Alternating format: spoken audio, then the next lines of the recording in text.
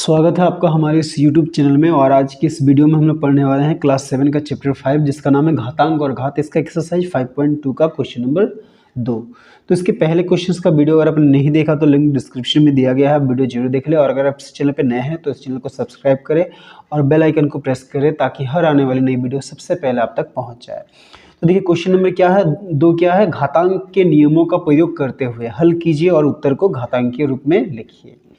तो जो हमने घातांक का सूत्र पढ़ा था उसका यूज करके हमें इनको हल करना और घातांक को के रूप में ही लिखना है। तो देखिए इसमें मात्र 10 क्वेश्चन है, हम लोग एक एक करके हल करते हैं। तो देखिए पहला क्वेश्चन क्या है, 2 का घात 3 फिर इसका घात क्या है 4। तो देखिए ये किस रूप में है, a का घात m फिर उसका घात n के रूप में है। तो इसका फॉर्मूला क्या होता है, a का घात m गुना n, यानी कि 2 का घात क्या होगा 3 गुना 4।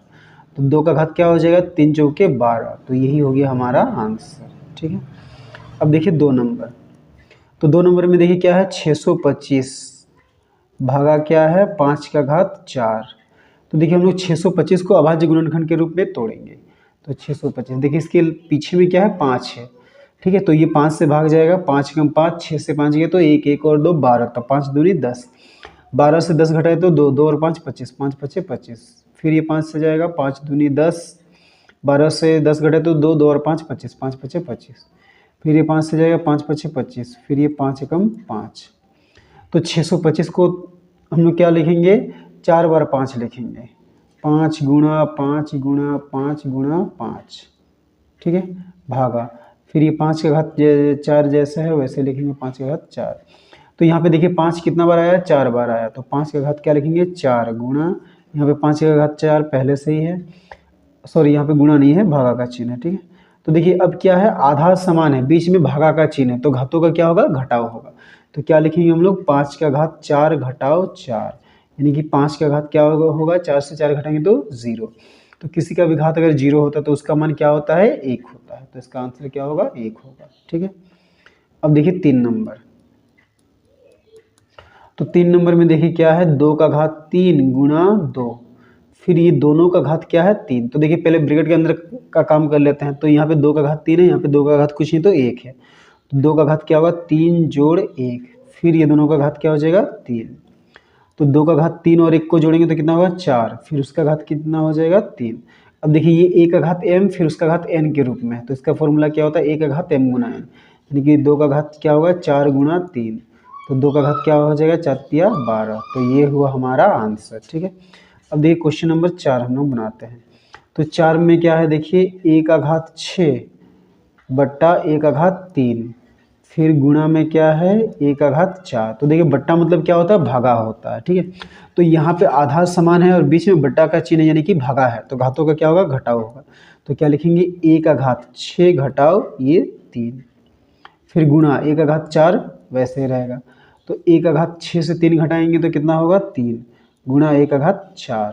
अब देखिए क्या है, अब देखिए आधा समान है और बीच में गुना का चिन्ह है, तो घातों का क्या होगा जोड़ होगा। तो क्या होगा, इसके बाद a का घात 3 जोड़ 4, तो क्या हो जाएगा a का घात 3 और 4 को जोड़ेंगे तो कितना आएगा 7। तो ये हो गया हमारा आंसर। ठीक है, अब चलिए हम लोग 5 नंबर बनाते हैं।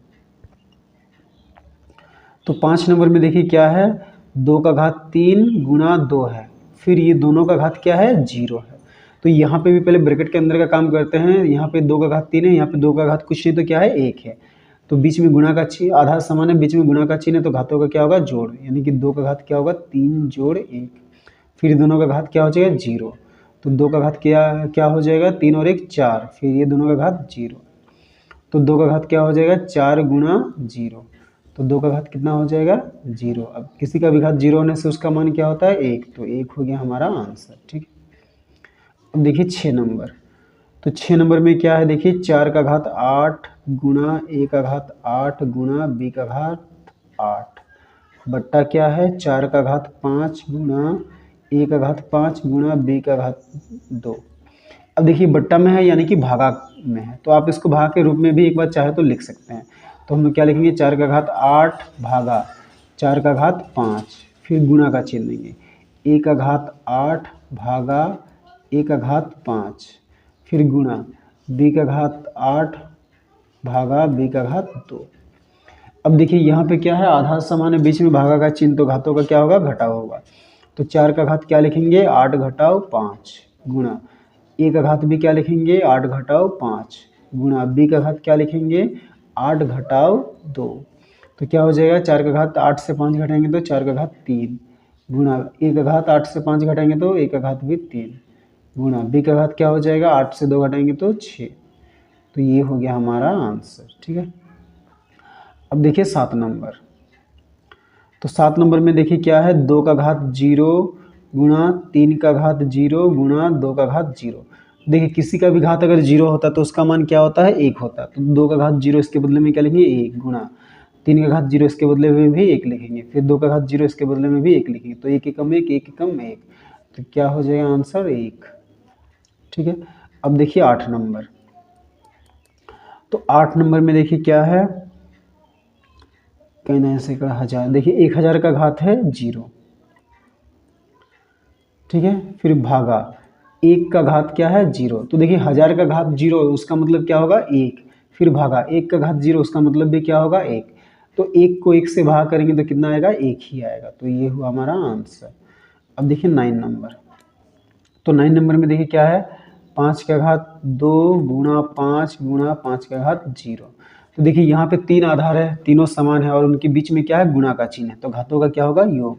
तो 5 का घात क्या हो जाएगा, 2 जोड़, यहाँ पे 5 का घात कुछ नहीं तो क्या है 1 जोड़ यहाँ पे 0। तो 5 का घात कितना हो जाएगा, 2 और 1 को जोड़ेंगे तो 3। तो ये हो गया हमारा आंसर। ठीक है, अब देखिए लास्ट 10 नंबर।